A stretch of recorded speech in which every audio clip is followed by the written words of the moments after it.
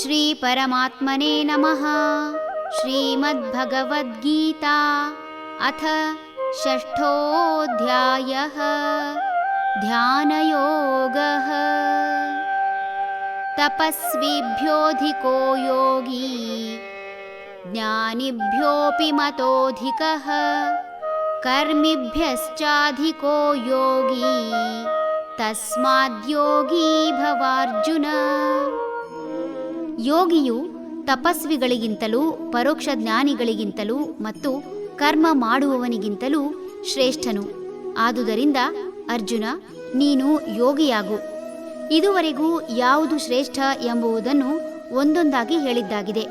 ಮನುಷ್ಯನ ಗುರಿ ಆತ್ಮದರ್ಶನದ ಮೂಲಕ ಜ್ಞಾನ ಪಡೆಯುವುದು ಹಾಗೂ ಅದೇ ಅಂತಿಮ ಎಂಬುದನ್ನು ಕೇಳಿದ್ದಾಗಿದೆ.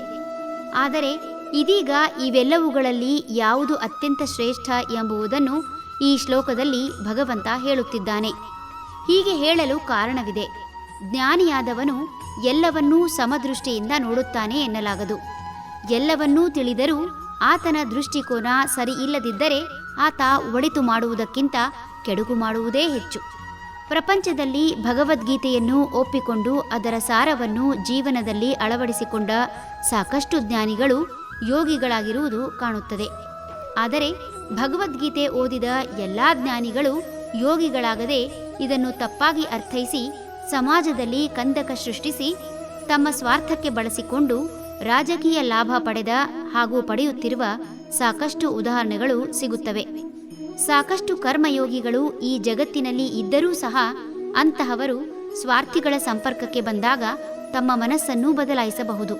ತಾನಾಯಿತು ತನ್ನ ಕೆಲಸವಾಯಿತು ಎಂಬುವವರು ಜೇನು ಹೂ ಕೊಯ್ಯುವಂತೆ ಕೆಲಸ ಮಾಡುವುದೇನೋ ನಿಜ.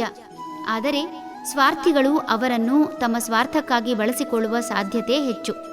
ಈ ಹಿಂದಿನ ಕಾಲದವರೆಗೂ ಜನ ತಮ್ಮ ಅನ್ನಕ್ಕಾಗಿ ತಾವು ದುಡಿಯುತ್ತಾ ಯಾವ ರಾಜ ಬಂದರೂ ರಾಗಿ ಬೀಸೋದು ತಪ್ಪದು, ಅಂದರೆ ತಮ್ಮ ಅನ್ನ ತಾವೇ ದುಡಿಯಬೇಕು ಎಂಬ ದೃಢ ನಿರ್ಧಾರದಿಂದ ಕರ್ಮಯೋಗಿಗಳೇ ಆಗಿ ಯಾರ ಮೇಲೂ ಅವಲಂಬಿಸದೆ ಬದುಕಿದ್ದು ಚರಿತ್ರೆಯಿಂದ ತಿಳಿಯಬಹುದಾಗಿದೆ. ಆದರೆ ಇಂತಹ ಕರ್ಮಯೋಗಿಗಳ ಮಕ್ಕಳು ಸ್ವಾರ್ಥರ ಕೈಗೆ ಸಿಕ್ಕಿ ತಮ್ಮದೆಲ್ಲವನ್ನೂ ಕಳೆದುಕೊಂಡು ಇಂದು ಸರ್ಕಾರವನ್ನು ಅವಲಂಬಿಸುವಂತೆ ಮಾಡಿದ್ದು ಯೋಗ ಜೀವನದ ಬದಲು ಭೋಗ ಜೀವನದತ್ತ ಮನಸ್ಸು ಮಾಡಿದ್ದು. ತಪಸ್ವಿ, ಜ್ಞಾನಿ, ಕರ್ಮಿ ಎಲ್ಲರಿಗಿಂತಲೂ ಶ್ರೇಷ್ಠ ಈ ಯೋಗಿ. ಕಾರಣ, ಯೋಗಿ ತನಗಾಗಿ ಯಾವುದನ್ನೂ ಮಾಡದೆ ಕರ್ತವ್ಯ ಕಾರಣದಿಂದ ಪ್ರತಿಯೊಂದನ್ನೂ ಮಾಡುತ್ತಾ ಮಾಡುವ ಯಾವ ಕೆಲಸಗಳಲ್ಲೂ ತಪ್ಪು ಒಪ್ಪು ಹುಡುಕದೆ ಯಾವುದಕ್ಕೂ ವಿಚಲಿತನಾಗದೆ ಫಲದ ನಿರೀಕ್ಷೆ ಇಲ್ಲದೆ ನಿಸ್ವಾರ್ಥ ಜೀವನ ನಡೆಸುವ ಈ ಯೋಗಿ ಇದ್ದದ್ದು ಇದ್ದಂತೆ ಬಣ್ಣಿಸುತ್ತಾನೆ ಹೊರತು ಸ್ವಾರ್ಥ ಜ್ಞಾನಿಯಂತೆ ಇಲ್ಲದ್ದನ್ನು ಇದೆ ಎಂಬುದಾಗಲಿ ಸದಾರ್ಥ ಕಲ್ಪಿಸುವ ಬದಲು ಅಪಾರ್ಥ ಕಲ್ಪಿಸಿ ಜನರ ಒಂದು ಸಮುದಾಯ ಅಥವಾ ದೇಶದ ಗೌರವ ಹಾಳು ಮಾಡುತ್ತಾ ಬದುಕುವ ಅಹಂಕಾರಿಯಂತಲ್ಲ. ಯೋಗಿ ಎಲ್ಲರಲ್ಲೂ ಎಲ್ಲದರಲ್ಲೂ ದೈವತ್ವವನ್ನೇ ಕಾಣುತ್ತಾನೆ. ಈ ಕಾರಣದಿಂದ ಯೋಗಿಯೇ ಶ್ರೇಷ್ಠ ಎನ್ನುತ್ತಿದ್ದಾನೆ ಭಗವಂತ. ಹರಿ ಓಂ.